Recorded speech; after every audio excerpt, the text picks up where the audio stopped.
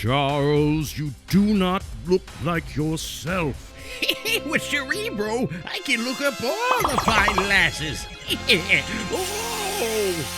3 chairs for Professor X at $50 each. Today we're going to dig into the OG, a custom, and the brand new X-Men 97 option to find out which one's the best, which one's worth your money, or at least which one is going to be the most accurate. Which is, of course, debatable because we're talking comic, custom, and anyway, let's get into it. This is the Hasbro Pulse exclusive from San Diego Comic-Con, and look, I love X-Men 97. I like what Hasbro's doing mostly for the 97 stuff, especially when they do it from the ground up. When they reuse parts, it doesn't quite hit as hard. I'm hoping that I just didn't pay attention to this professor, and he's built from the ground up, although he's probably going to be the same body as the old one, which is over here.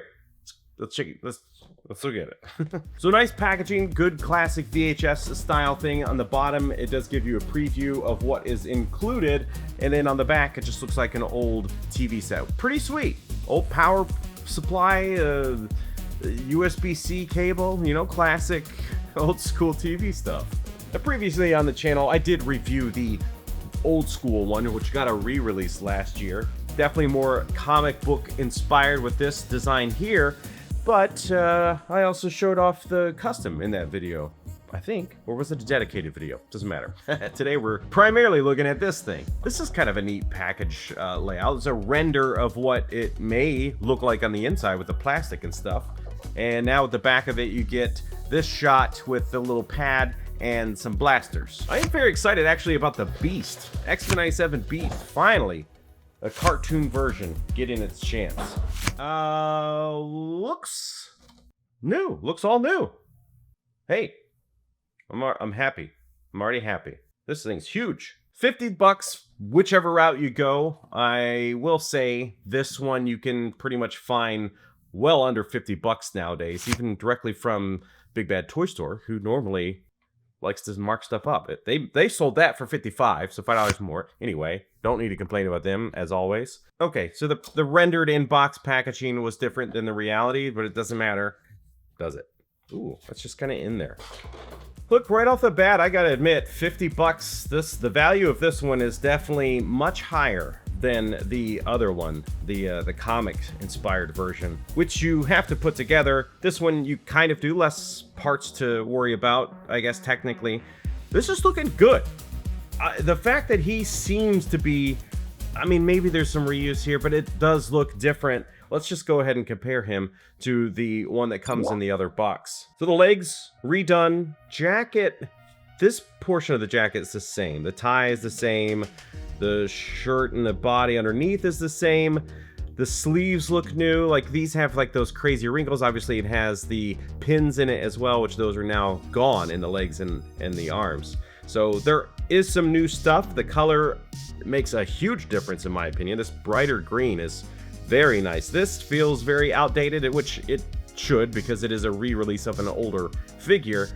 But I am much happier with this. I don't know that it's really capturing that face for the X-Men 97, but it is definitely more cartoon than the other head, which is nice, but you also get an additional head. And this is, you know, he's just yelling at Scott for putting holes in the roof again. Just, Scott, stop with your optic blasts. How many times do I have to tell you? The other advantage here is that you get more hands than you did with this one, because actually these are the only hands you got. You got his temple touching hands, and then this crazy reaching out, I must stop you, Magnus. Now you get these kind of grippy boys, and then you get these reaching out hands, which look fine. They're nice and soft tone. Skin tone, and then you get this kind of temple touching hand, which is sculpted a little bit differently and does look nice. Kind of looks more like the movie way of like McAvoy. He kind of did that with the fingertips. In both versions, you do get the Cerebro helmet. This is nice, clean. It does have that kind of marbleized chrome thing that they do with their prints. You get this effect to go behind it if you choose to do that, so you get that kind of effect going on, which I think, yes, you can plug directly into the Cerebro helmet or into the back in the headrest. So you can use it however you want, which is a nice effect. It's simple. When light hits it, it's going to do a job. I like that. Comic one comes with this pearlescent splooge effect. That's the only thing. That's all we can call this. The helmet is able to be removed as well, which is kind of nice. I mean, what do we want to splooge animated style? No, doesn't fit, and neither does that. Definitely a different style. It did come with this alternate head in the box with the glasses that fall off like constantly, but a fun extra piece. Also get the blast effects, which plug into these pieces, which is funny because when I saw this thing get promoted originally, I thought, well, when does Xavier ever shoot stuff out of his chair? And well, just wait for season 2 and they show you. I don't know if it ever happened in season 1, in the original series rather. You get this base piece, which will plug into the bottom so it can hover, which is different than the original one, which is this kind of like, this is a pretty neat effect. I do like this one. It looks like wind constantly, but you know, we shouldn't really see it. So clear is kind of a nice solution here, even though it does look like his mind effect. The back of the seat is nice. This is a good sculpt. You know, it's funny because this is an animated series thing, so it could just be very flat. But we do have like the black lines with the textures and stuff in here. It looks like a padded material. Pretty cool. The chair itself has that little pad thing that he can take out and I guess hold and then control the house. What, or did we see this? No, he control the jet with that? I don't know. I think it was on this side technically in the episode. Doesn't matter. This, oh, and that's nice. Padded in there. Big difference here with the seating setup is that you don't have this piece to cover up his cold little dead legs.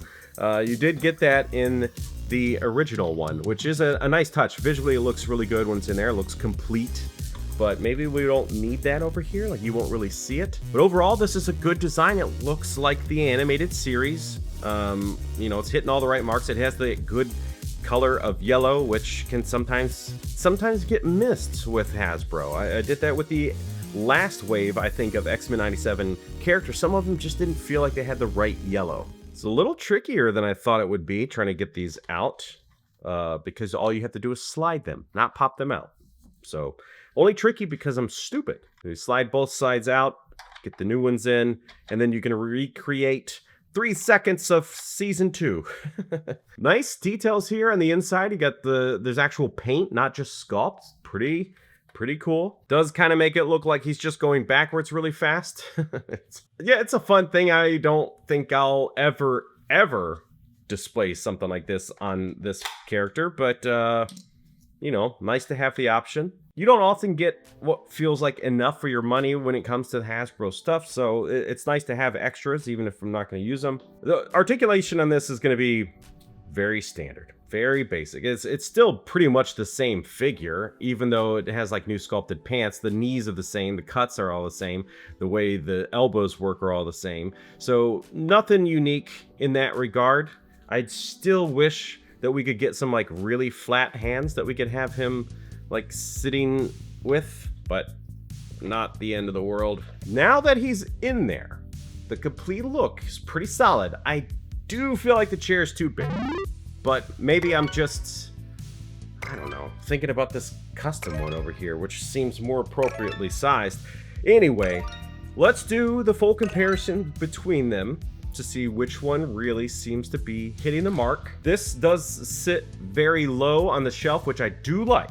Comic one floats very high up, which is a little odd. If I line these things up as best as I can from the right angle here, this sits very high up. It's okay. This does have that marbleized kind of finish that we saw with the chrome helmet, but it's happening in the yellow, which is a little off-putting. I really like the flat stuff, but again, cartoon versus trying to give you that like shininess, you know, that happens with the coloring in a comic. So this does have some wins for that. It's got a lot of metallic flakes in it. It's a good design, especially for what it's supposed to be. You got these things that slide out, and like I said, you get the little blanket for his leggies. Now, looking at the custom one, this is from Toy Blocks. I've showcased this thing a couple times. This is really nice. This is a very, very well done piece. So you're working with something where like one dude sculpts a thing, one dude makes the thing.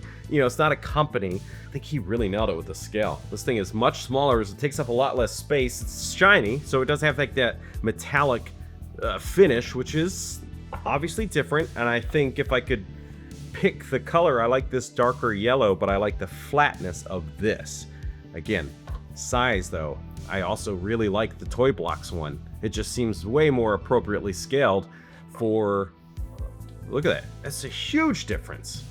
We're both very well done, very solid choices. Obviously, I don't know 100% which one is the most accurate. By default, you're going to have to kind of go with these guys because they have the source material. They can work directly with Marvel and the studios behind the animation to see, you know, what it's supposed to look like, how it's supposed to scale with the characters and stuff. So this is probably the most accurate version, especially now we got this little touchpad thing, which you can't turn over and make yellow. Is a little sad. And there we go with him in the custom one, the 3D printed one. So, you know, again, scale looks good to me. Maybe I'm crazy. Maybe this is too small. I don't know. I like it either way, but this is also a wild direction to go. Buy the custom, and then you have to buy that, which I don't even know if you still can if you want this Professor. So, you know, whatever. Which one do I think is best? Well, when it comes to the Professor, I think it's very obvious. Anything new is likely going to be better than the old anyway. This head, pretty wild looking. He's very glossy in half of his areas, like his pants. It's very dark, which is fine, but I definitely prefer this. It's definitely more cartoon accurate. And for somebody that wants the cartoon stuff, obviously I need to pick this one, the new one. But there's not much difference otherwise. You know, obviously the build and stuff is sharing a lot of the same parts. So this is going to be personal preference on design. When it comes to value, well, the new one definitely gives you more stuff, and more stuff you probably want to use, like alternate hands and things. The comic book one, all of these were $50 as a reminder. This one you can now get pretty cheap, I think like $30 some. So if you don't have any and you prefer more comic book style items or old video games like the X-Men Sega game, then you might want to go with this. It's a good choice. There's really nothing wrong with it. It's just going to be a personal preference. This is just so like high-techy. This is more like he got it from the Shi'ar or something in my head. This one, if you're wanting X-Men 97, clearly this is the way to go. It's gorgeous. They nailed it. Again, I just don't know. The scale maybe is a little big, or maybe it's totally accurate. So it comes down for me to these two. And if you buy this one from Toy Blocks, it's only beneficial if you already have a Professor X or some figure that you can use as a Professor X, because, whoops, this is no figure included, obviously. No effects either, just this little base to hold it up. I think he did an excellent job, and I do like that. And prior to this thing existing, that was my best combo, was taking the old comic version of Professor X and then using Toy Blocks chair. So now that I have this is obviously the ideal. Like, if you don't have any of them and you want X-Men 97, this is the ideal way to go because you get a figure included. So is it obvious from the start? Maybe you don't want X-Men 97 stuff. You want comic. So save some money and get the $30 some version with a figure. But with all these extra accessories, it's very hard to pass this thing up. If you can still get it, yeah, that's just kind of the way to go. I will leave links down in the description to all of these. Toy Blocks does sell out and restock, so good luck if that's the one you want, and then good luck with this, because I have no idea. Hasbro and their Pulse SCC exclusives, I don't know.